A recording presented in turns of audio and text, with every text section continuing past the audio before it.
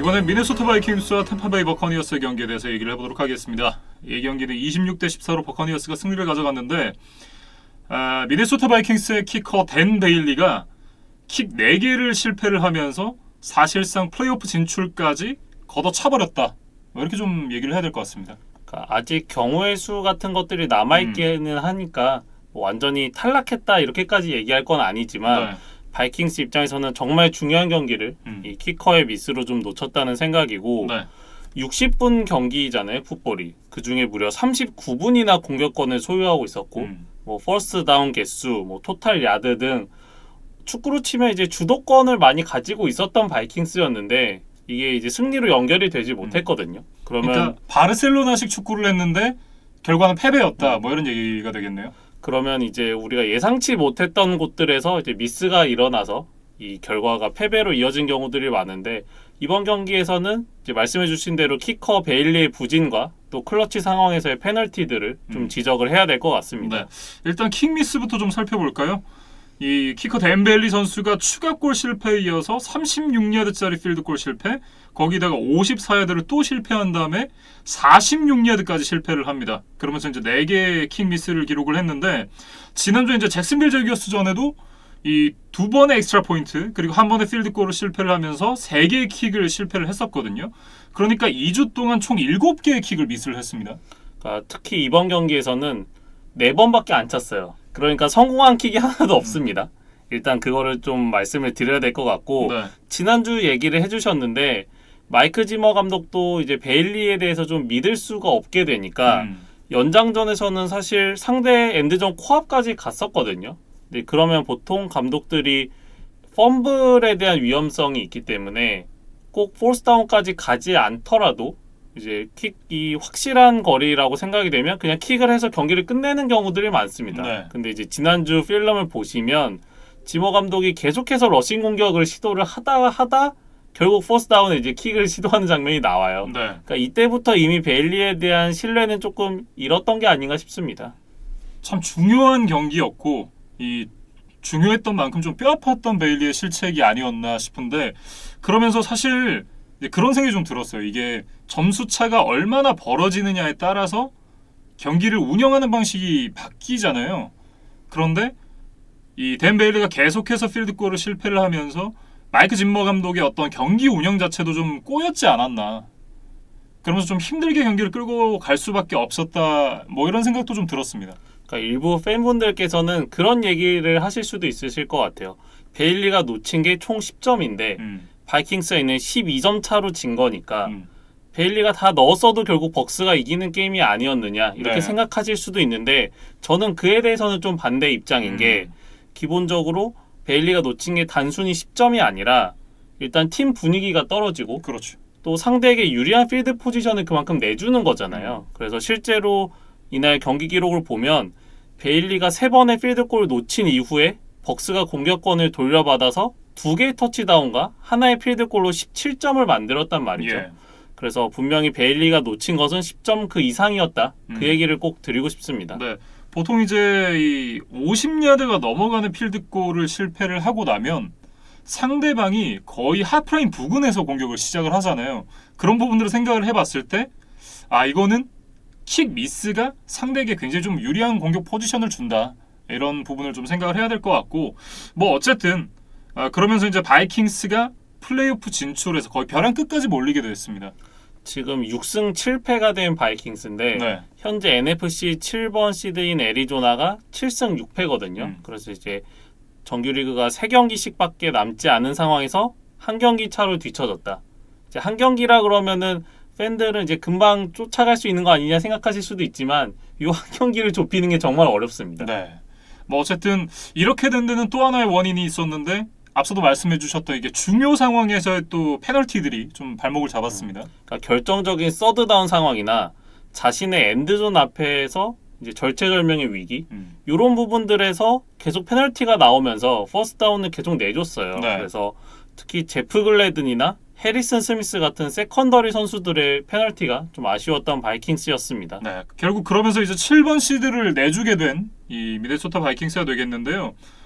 그렇다고 한다면 이제 남은 경기들을 좀 살펴봐야 됩니다. 다음 주에 이제 베어스전이 있고요. 그리고 그 다음 주가 세인츠와의 경기가 있습니다. 그리고 이제 17주 차에 라이언스와의 경기가 있는데 사실상 이 라이언스의 경기는 승리로 갖고 갈 수 있다라고 본다면 어쨌든 다음 주에 있을 베어스전에선 반드시 이기고 16주 차에 있을 세인츠와의 경기에서 한번 업셋을 노려봐야 된다.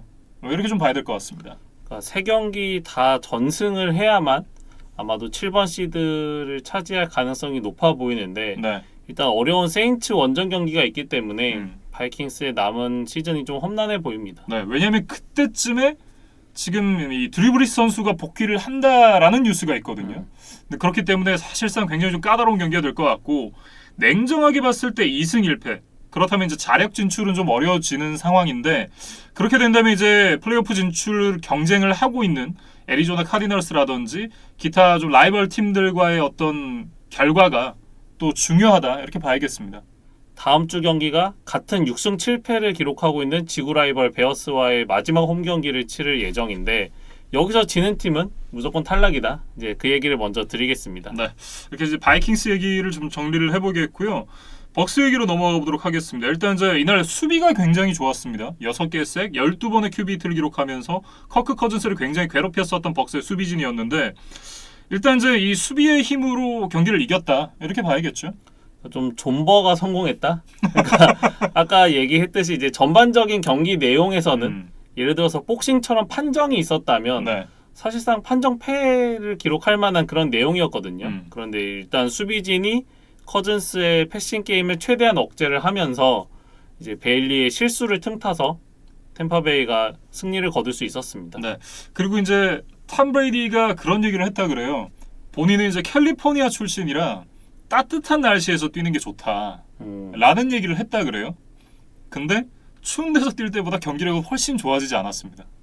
근데 이제 그거는 브래드가 이미 나이를 많이 먹은 뒤에 또 온 거기도 하고 네. 또 새로운 감독, 새로운 시스템에서 뛰는 첫 해이기 때문에 뭐 날씨 외에도 이제 여러 가지 변수가 작용했다고 봐야겠죠. 네, 뭐 어쨌든 이날 경기력이 그렇게 썩 좋다라고는 얘기할 수 없었고 이날 그나마 아마 이제 좀 심판의 도움을 받았다라고 해야 될 부분이 있는데 전반 막판에 헤일메리를 던졌는데 이게 패스 인터피리언스 반칙이 선언이 됐습니다. 근데 느린 그림으로 다시 보면 사실 이걸 패스 인터피리언스라고 부르기에는 조금 애매한 그런 상황이었습니다.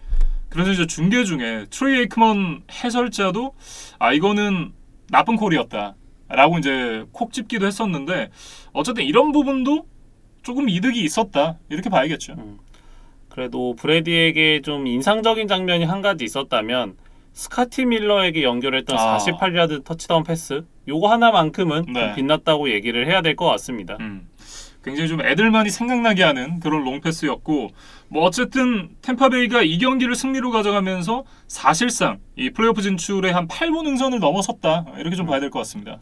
그러니까 팬들의 기대치는 어떠셨을지 모르겠어요. 브레이디와 그롱크라는 이제 역대급 선수들을 영입했기 때문에 뭐 지구 우승 혹은 이제 슈퍼볼 우승까지도 기대하는 팬들이 분명히 있었을 텐데 네. 냉정하게 이제 벅스 프랜차이즈 입장에서 보면 지금 템파베이가 2007년 이후에 플레이오프 진출이 없는 그런 팀이었거든요.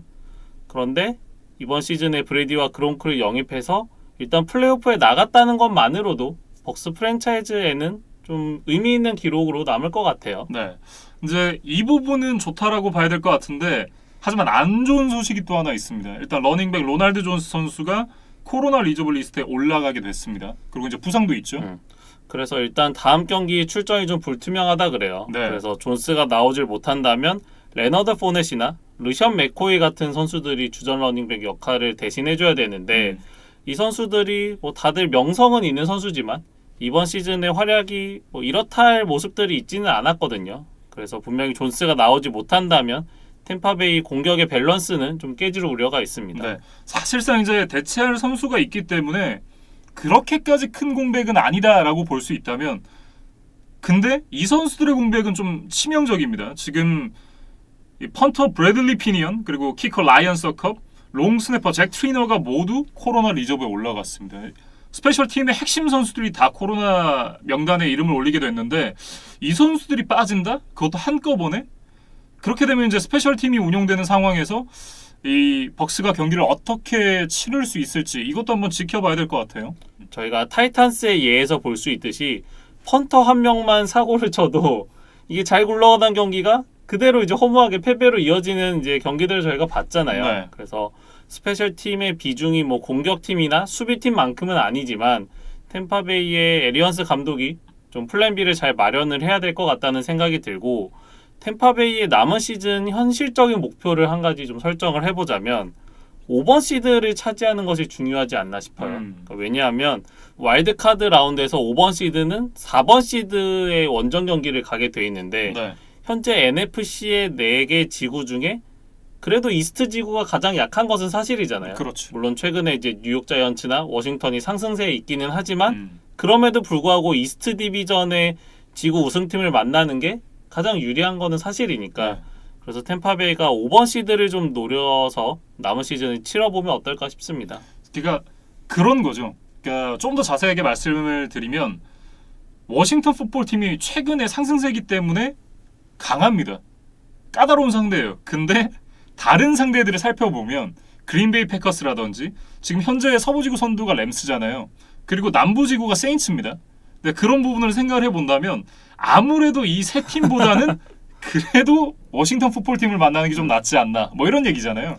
그래서 템파베이가 남은 3경기를 살펴보면 애틀랜타와의 2경기, 디트로이트와의 1경기입니다. 그래서 이 팀들이 분명히 전력이 약하고 약점들이 많지만 또 패싱 게임에는 일가견이 있는 팀들이기 때문에 벅스의 세컨더리가 좀 집중을 해주는 것이 중요한 과제다. 그렇게 좀 정리를 하겠습니다. 네, 이렇게 미네소타 바이킹스와 템파베이 버커니어스의 경기에 대해서 얘기를 해봤습니다.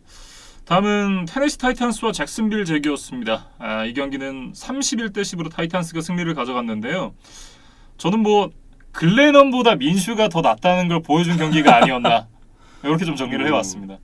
뭐 저는 잭슨빌 같은 경우에는 총체적 난국이었다 그렇게 좀 적어왔어요. 네. 일단 오프닝 드라이브부터 키커가 미끄러지면서 뭐 제대로 이제 필드골 시도 자체를 하질 못했고, 말씀해주신 대로 이제 선발로 나왔던 마이크 글래넌이 좀 한계를 보이면서 결국 가드너 민슈와 교체가 됐거든요. 네. 그러니까 민슈가 글래넌과의 상대 평가에서는 이겼지만 이제 팀을 승리로 이끌기에는 부족했다. 그 얘기는 좀 드리고 싶습니다. 그러니까 이미 게임이 터져 있는 상황이었기 때문에 민슈가 들어왔어도 사실 뭘 할 수가 없었고, 그러니까 아직까지 냉정하게는 이 민슈가 2년차 선수잖아요. 그러니까 배워갈 것이 더 많은 선수고 아직은 부족함이 있는 선수이기 때문에 그래도 뭐 글래넌보다 낫다라는 것은 확신시켜줬다.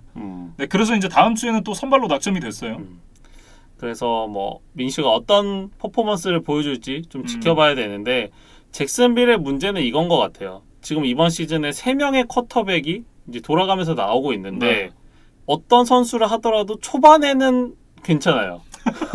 그러니까 민슈도 첫 경기를 이겼고 루톤도 이제 민슈의 부상으로 첫 기회를 얻었을 때 한두 경기 나쁘지 않았고, 글래넌도 이제 마지막으로 등장하기는 했지만 뭐 접전을 펼치고 연장까지 가면서 나름 준수한 모습들을 보여줬잖아요. 네. 그런데 문제는 이게 길게 지속이 되지 않는다는 점입니다. 결국 상대의 분석이 들어왔을 때 다들 좀 한계를 노출하고 있지 않나 그런 생각이 들었습니다. 저는 만약에 내년에 이제 잭슨빌 제기어스가 저스틴 필즈를 뽑고 민슈를 안 쓴다 그러면 달라 그러고 싶어요. 패트리어츠로. 네. 충분히 이 선수가 아직 부족함은 있는 선수인데 그래도 순간순간 뭐 재능이 있는 모습을 좀 보여주니까 데려와서 쓸만하지 않나라는 생각이 좀 들긴 합니다. 그러니까 민슈도 스태포드나 다놀드처럼 조금 더 지원이 있는 팀에서 마지막 기회를 한번 얻어보고, 그때도 안 되면 이제 진짜 선발 쿼터백 기회를 주지 않을지언정 뭐 그런 이제 마지막 기회가 있었으면 좋겠다. 아마 이런 얘기신 것 같고, 네. 필즈 얘기가 나온 김에 사실 제가 좀 준비를 해왔습니다. 그러니까 잭슨빌 얘기를 너무 할 게 없어서 네.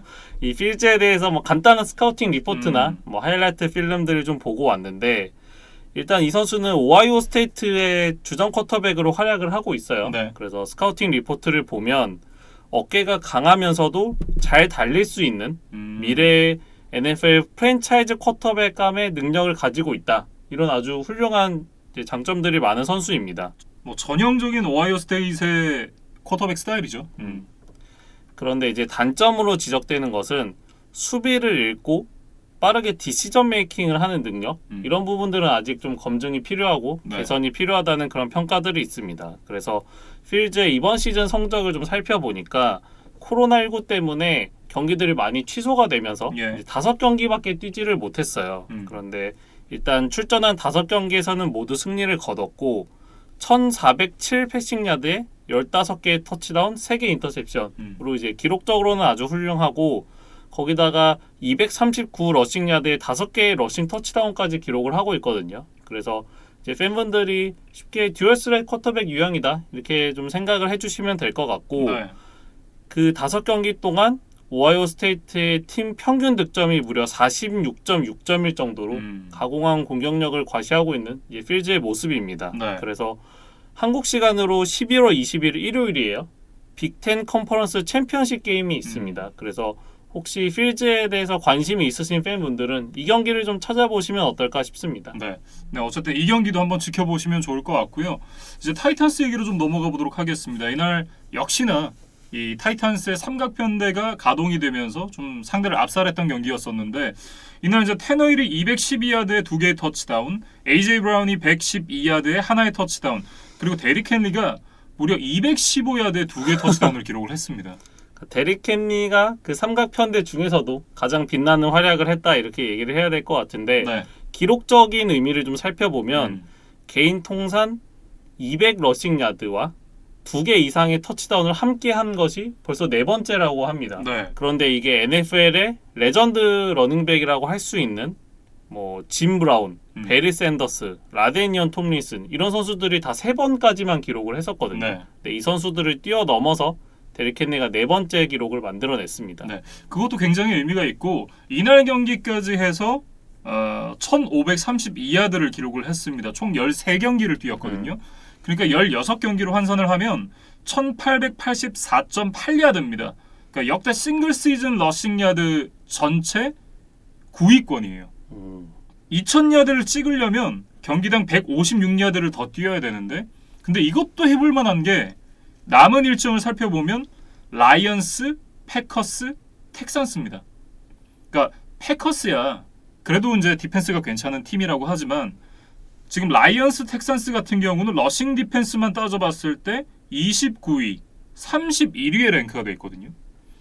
그리고 데릭 헨리가 지난 시즌도 그랬지만 시즌 후반으로 갈수록 더 많은 러싱 야드를 정립을 하고 있기 때문에 2000야드도 아예 불가능한 얘기만은 아니다. 이런 생각을 좀 해봤습니다. 그리고 그 생각에 조금 더 설득력을 이제 더해줄 얘기들을 몇 가지만 드리면 일단 테네시가 지구 우승이나 플레이오프 경쟁을 끝까지 할 가능성이 높기 때문에 브레이블 감독이 헨리를 쉬게 할 여력이 없어요. 예. 그러니까 점점 더 데릭 헨리가 잘한다면 헨리에 대한 비중을 더 높여가야 되는 그런 상황이기 때문에 기록을 쌓는 데 있어서는 헨리에게 또 유리한 점이 있고 테네시가 러싱 공격만 있는 팀이 아니고 또 말씀해주신 대로 이제 AJ 브라운이나 라이언 테너힐의 패싱 공격이 있는 팀이기 때문에 상대가 마냥 박스를 채우고 데릭 헨리를 막을 수는 없다. 네. 이 점도 분명히 헨리에게는 유리한 요소가 될 것 같습니다. 네. 뭐 어쨌든 이 데릭 헨리가 2000야드를 찍을 수 있을지도 한번 지켜봐야 될 것 같고요. 이날 사실 이제 테네시가 경기 초반부터 적극적인 트릭 플레이를 통해서 경기를 풀어가기 시작을 했습니다. 그래서 데릭 헨리, 테너힐 그리고 여기서 다시 AJ 브라운으로 이어지는 플리플리커로 이제 터치다운을 만들어냈고 그 과정에서 원핸드 캐치가 또 아주 인상적이었어요. 예. 그뿐 아니라 페이크 펀트를 통해서 드라이브를 연장하는 모습들도 있었거든요. 그래서 상대가 약체 잭슨빌이기는 했지만 타이탄스가 참 준비를 많이 해왔다. 그런 것들을 느낄 수 있었습니다. 네. 그런 부분이 역시나 이제 콜츠와의 지구 경쟁에서 절대 뒤처지면 안 된다. 그래서 한순간도 방심할 수 없다. 이런 마인드에서 좀 나오지 않았을까라는 생각이 드는데 그만큼 이제 AFC 남부지구의 지구 선두 경쟁이 치열해지고 있습니다. 그러니까 테네시와 콜츠가 전적에서는 동률이기는 한데 이제 타이브레이크 규정에서 앞서 있는 테네시가 여전히 1위를 고수하고 있습니다. 예. 그래서 남은 일정을 살펴보면 일단 다음 주 디트로이트와의 시즌 마지막 홈 경기가 있어요. 그러니까 여기까지는 크게 문제가 되지 않을 것 같은데 16주차, 17주차가 그린베이 원정, 그 다음에 휴스턴 원정이기 때문에 특히 그린베이 원정이 굉장히 까다롭습니다. 예. 그래서 테네시가 아직 마음을 놓을 수 있는 단계는 아닌 것 같아요. 과연 이제 그린베이와의 경기가 어떻게 될지가 좀 중요해질 것 같은데 그 경기도 한번 기대를 해보고 지켜보면 좋을 것 같습니다. 이렇게 이제 타이탄스와 제규어스의 경기에 대해서 얘기를 해봤고요. 다음은 휴스턴 텍산스와 시카고 베어스의 경기에 대해서 얘기를 이어가 보도록 하겠습니다. 이 경기는 이제 36대7 베어스가 승리를 가져갔는데 이날 이제 경기 시작하자마자 데이빗 몽고메리가 첫 번째 드라이브부터 80야드짜리 러싱 터치다운을 기록하면서 경기를 시작을 했습니다. 그러면서 이제 베어스가 스노우볼을 굴릴 수 있었는데 트루비스키도 이날 72.7%의 패스 성공률에 267야드, 3개 터치다운을 기록을 하면서 올 시즌 최고의 경기를 했습니다. 그러니까 시카고는 NFC 소속팀이고 네. 휴스턴이 AFC 소속팀이잖아요. 그래서 양 팀이 정규리그에서는 이제 4년에 한 번 만나게 되어 있는데 드션 왓슨과 미첼 트루비스키는 그렇기 때문에 NFL 커리어에서 첫 맞대결이었어요. 예. 그런데 사실 저희가 뭐 여러 번 이제 언급을 했다시피 왓슨은 뭐 탄탄대로를 걸어왔고 트루비스키는 이제 주전 자리를 잃기 일보 직전이잖아요. 이 두 선수의 커리어는 좀 상반되어 있지만 적어도 이 경기에서는 트루비스키가 왓슨을 상대로 완승을 거뒀다. 그 얘기는 좀 드리고 싶습니다. 네. 사실 저는 그런 생각도 좀 들었어요. 베어스가 잘한 것도 맞는데 텍산스가 못한 게 더 크지 않나 이런 생각을 좀 해봤습니다. 왜냐하면 텍산스의 수비가 정말 심각했습니다. 뭐 패싱 디펜스, 러싱 디펜스 둘 다 되지 않았고 그러면서 이제 전반전에 30대7로 게임이 터졌어요.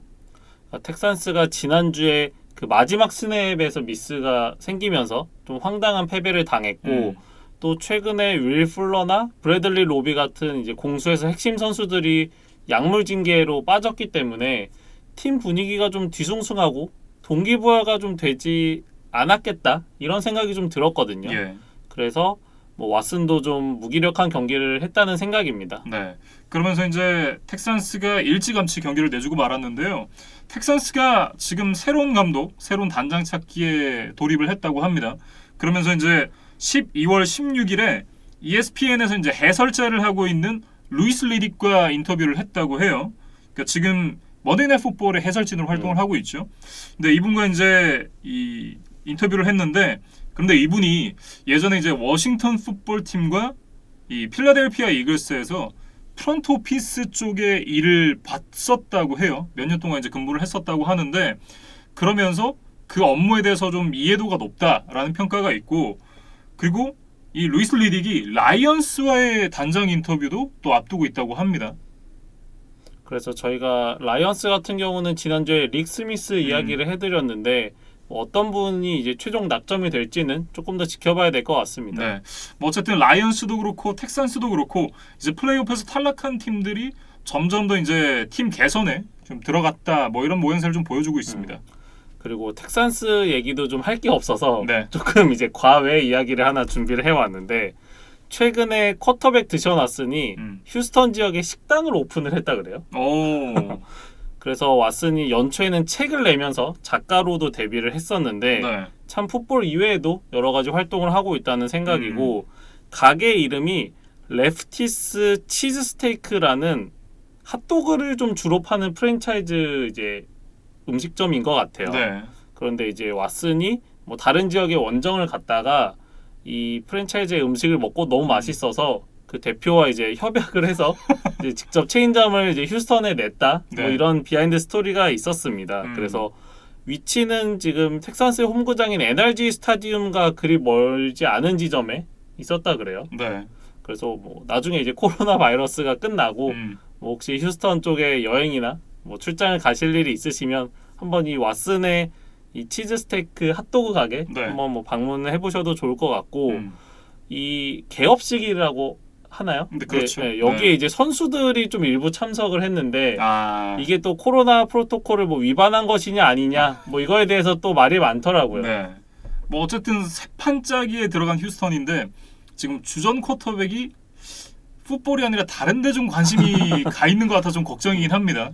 그러니까 시즌 중에 오픈했다는 것은 모르겠어요. 이제 저희가 미국에서 실제 생활을 하고 뭐 또 스포츠를 저희가 좋아하기는 하지만 그 정서를 완전히 이해하지는 못하고 네. 있기 때문에 사실 한국 정서에서는 조금 납득이 안 가는 부분이기는 하거든요. 그렇죠. 네. 네. 뭐 관리자가 따로 있겠죠. 관리자가 따로 있겠지만 그러니까 시즌 중에 이걸 뭐 대표랑 만나가지고 내가 체인지업을 내겠다.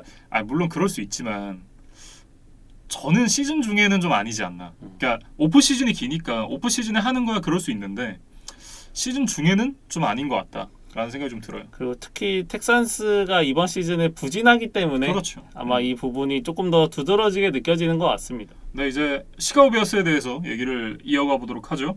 일단 이제 베어스가 이날 수비가 굉장히 좋았습니다. 이 팀 전체로 따졌을 때 7개의 색, 11개의 큐비 히트를 기록을 하면서 디션 왓슨을 괴롭혔는데 이날 이제 특히 로쿠안 스미스 선수가 굉장히 뛰어난 모습을 보여줬습니다. 12개의 태클과 함께 2개의 색, 2개의 태클 폴러스, 3개의 큐비 히트를 기록을 했는데 아마 베어스가 로쿠안 스미스를 2018 드래프트 1라운드에 뽑았을 때는 이런 모습을 좀 기대를 했던 것이 아닌가. 그러니까 사실상 루키 때 좋은 모습 보여주고 지난 시즌에 이제 좀 소포모 징크스라고 해야 될지 좋지 않은 모습을 보여줬었던 로쿠안 스미스였잖아요. 그리고 나서 올 시즌에는 조금은 반등하는 모습을 보여주고 있습니다. 그런데 이게 좀 꾸준하게 이제 매 경기 나오는 것이 중요하겠죠. 예. 그래도 적어도 이 경기에서는 아주 수운을 세우면서 팀의 6연패 탈출에 이제 앞장섰던 로칸 스미스였습니다. 그리고 이제 앨런 로빈슨 이야기를 해보면 저희가 뭐 시카고에 대해서 마음이 뜬 것이 아니냐 뭐 그런 이야기를 하기도 했지만 네. 그래도 이제 프로는 프로니까 이제 경기장 안에서는 최선을 다하는 모습이었어요. 예. 그래서 123 리시빙 야드에 1개의 터치다운을 기록하면서 개인적으로는 이제 2년 연속 1000 리시빙 야드를 돌파를 했고 또 이제 초반에 얘기했었던 데이빗 몽고메리의 80야드 터치다운 때 몽고메리가 앨런 로빈슨이 이제 좋은 블락킹을 해줘서 자신이 이렇게 빅플레이를 만들어낼 수 있었다고 또 공헌을 돌린 바 있었습니다. 네. 그래서 앨런 로빈슨이 공이 자신에게 오거나 또 오지 않은 상황에서도 이제 최선을 다했다 그 얘기를 좀 드리고 싶어요. 네. 그러니까 텍산스의 수비가 얼마나 안 좋았는지 데이빗 몽고메리가 엘리트 러닝백으로 보이더라 뭐 이런 얘기가 있더라고요. 굉장히 좀 재밌게 봤었는데 어쨌든 이 베어스가 이날 뭐 전반적으로 좋았다 이렇게 좀 얘기를 해야 될 것 같고 그러면서 이제 플레이오프 진출에 대한 희망을 이어갔다 이렇게 좀 말씀을 드려야 될 것 같은데 다음 주에 이제 바이킹스와의 경기가 준비되어 있는데 이 경기를 이기면 플레이오프 진출 가능성이 조금 더 커진다 이렇게 좀 봐야 될 것 같고 다음 주에 만약에 패배를 한다 그러면 꿈도 희망도 없다 이렇게 정리를 좀 해보겠습니다. 그러니까 시즌 초에 5승을 벌어둔 게 있었기 때문에 베어스가 이제 중반에 6연패씩이나 했으면서도 여전히 플레이오프에 대한 희망이 살아있다 이렇게 좀 봐야겠죠. 그래서 바이킹스와의 10주차 맞대결을 돌이켜보면 그때 베어스가 졌었어요. 네. 그런데 이제 그 당시에는 주전 쿼터백이 닉 폴스였는데 폴스가 이렇다 할 모습을 보이질 못했고 또 수비진도 이제 델빈 쿡과 저스틴 제퍼슨을 전혀 제어를 하지 못하는 모습이었거든요. 그런데 이제 베어스가 이번 경기에서 트루비스키가 잘했고 수비도 또 살아나는 모습을 보여줬기 때문에 과연 다음 주 바이킹스를 상대로는 어떤 모습을 보일까 한번 좀 지켜봐야 될 것 같습니다. 네, 이렇게 휴스턴 텍산스와 시카고 베어스의 경기까지 살펴봤습니다. 다음은 뉴욕 제츠와 시애틀 시옥스의 경기인데요. 40대 3으로 시옥스가 승리를 가져갔습니다. 시옥스가 필드골로 석점을 내준 이후에 40연속 득점을 만들면서 승리를 가져갔는데 뭐 딱히 경기 내용에 대해서 얘기를 하는 건 크게 의미가 없을 것 같아요. 저는 일단 자말 아담스 더비라고 일단은 이제 서두에 적어왔는데 결국 새로운 소속팀 시애틀이 네. 과거의 소속팀 제츠를 상대로 완승을 거뒀죠. 그래서 아담 게이스 제츠 감독은 이번 경기를 앞두고 인터뷰에서 아담스가 제츠를 떠날 당시에 언론과의 인터뷰에서 자신의 리더십에 대해서 비판을 했었는데 아담스가 왜 그랬는지 모르겠다고 이야기를 했어요. 그러니까 자신은 아담스와 많은 이야기를 했고 관계가 좋다고 생각했는데 아담스가 왜 뒤통수를 쳤는지 모르겠다 이제 이런 뉘앙스로 이야기를 했는데 네. 아담 게이스 감독의 최근 행보를 살펴보면 본인은 모르지만 네. 이제 주변 사람은 아는 무언가가 있지 않았을까? 그게 조금 합리적으로 의심이 되는 상황입니다. 그러니까 보통 그렇잖아요. 이게 내가 이 사람을 좋아한다고 해서 저 사람이 나를 좋아하지 않거든요. 그러니까 물론 저 사람이 나를 좋아할 수도 있지만 꼭 그런 건 아니잖아요. 그렇죠. 그러니까 이 마음이 좀 일방적일 수도 있고 반대로 나를 이유 없이 좋아해주는 사람이 있을 수 있는데 내가 마음이 안 내킬 수도 있는 거잖아요. 근데 그거는 쌍방으로 오고 가는 건 이게 서로 확인이 돼야 되는 거지 내가 좋다라고 생각을 했다고 상대방도 좋았을 거라는 생각을 안 했을 수도 있습니다.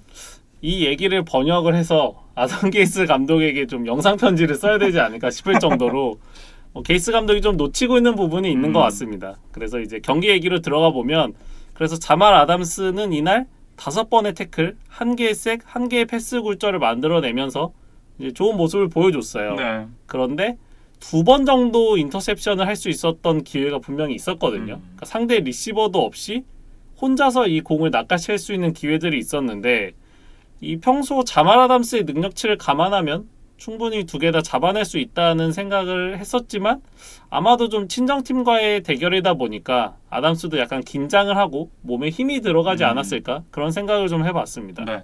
사실 저희가 기대하던 어떤 경기력은 아니었지만 그래도 좋은 모습을 보여줬다. 뭐 이렇게 얘기를 할 수 있을 것 같고 시애틀 시옥스는 이날 사실상 전반전의 경기를 터뜨리면서 주전들에게 휴식을 부여할 수 있었다는 게 가장 좀 의미가 있지 않나 싶습니다. 그러니까 러셀 윌슨도 3쿼터 막바지에 조기 퇴근을 했고 그리고 이제 지노 스미스가 나왔잖아요. 거기다가 다른 선수들도 많은 스냅을 받지 않았습니다. 그러니까 내용을 좀 살펴보면 스킬 플레이어진 중에 가장 많은 스냅에 참여했던 선수가 타일러 라켓 선수였어요. 근데 이 선수가 단 64%의 스냅에만 참여를 했으니까 다른 선수들은 더 적은 스냅에 참여를 했다 뭐 이런 얘기잖아요. 그러니까 보면 크리스 카슨 같은 경우는 뭐 지난주에 부상 복귀 전이기도 했지만 50%를 채 넘지 않았고 타일러 로켓 다음으로 많았던 선수가 DK 메카프였는데 메카프 역시도 63%였습니다. 그러니까 전반적으로 주전들이 많은 휴식을 부여받았다. 이렇게 좀 봐야 될 것 같은데 그게 굉장히 의미가 있는 것이 시애틀 시옥스가 이번 시즌의 바이위크가 6주 차에 있었거든요. 생각보다 시즌 앞쪽에 있었고 사실상 이제 선수들이 좀 지치기 시작할 만한 그런 타이밍이었는데 좀 쉬어갈 수 있는 경기를 했다. 그런 측면에서 앞으로 있을 경기들 워싱턴 풋볼 팀과의 원정 경기, LA 램스 그리고 이제 나이너스 원정 경기로 이어지는 일정을 앞두고 있는데 이 중요한 일정들을 앞두고 체력 비축을 좀 할 수 있었다는 게 시옥스에게는 가장 큰 이득이 아닌가 그런 생각을 해봤습니다. 저는 이 기록을 찾아보고 조금 놀랐는데 최근에 시애틀을 계속 강팀으로 군림을 했었잖아요. 네. 그러다 보면 자연스럽게 대승을 거두고 좀 주전들에게 휴식을 주는 경기들도 있었으리라 생각을 했었는데 네. 19시즌, 20시즌을 통틀어서 보면 14점 차 이상, 그러니까 투포제션 이상으로 완승을 거둔 경기가 단 한 번밖에 없었다 그래요. 네. 그러니까 그때 한 번이 있었고 이번에 이제 2번째가 된 거죠. 음. 최근 2시즌 동안. 그러다 보니까 이제 러셀 윌슨이 쉴 틈이 없었는데 말씀해주신 대로 이번 제츠 보약을 만나서 좀 푹 쉴 수 있었습니다. 네.